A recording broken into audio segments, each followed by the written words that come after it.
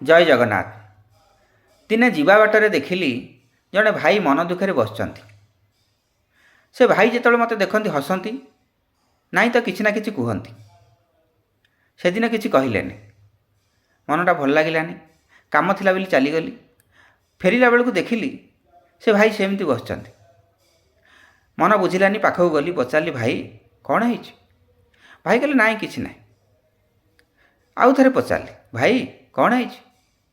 ଭାଇ କହିଲେ, ମୋର ଜଣେ ଜଣାଶୁଣା ଲୋକ ପଇସାବାଲା ବୋଲି ମୋତେ ଯେତେବେଳେ କଥା କୁହନ୍ତି ଅସମ୍ମାନ କରି କଥା କୁହନ୍ତି।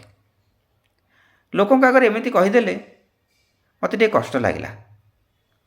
ମୁଁ କହିଲି, ଭାଇ ଏଇ ପଇସାର ଗର୍ବ ଅହଙ୍କାର କାହାର ରହିନାହିଁ କି ରହିବ ନାହିଁ। ଯେମିତି ପଇସା ଅଛି, ଦାମୀ ଖଟରେ ଆପଣ ଶୋଉଛନ୍ତି, ଶେଷକୁ ମଶାଣିରେ ଶୋଇବେ। ପଇସା ଅଛି, ଦାମୀ ଡ୍ରେସ୍ ପିନ୍ଧୁଛନ୍ତି, ଶେଷକୁ ଧଳା ଲୁଗା ଖଣ୍ଡେ ପିନ୍ଧିବେ।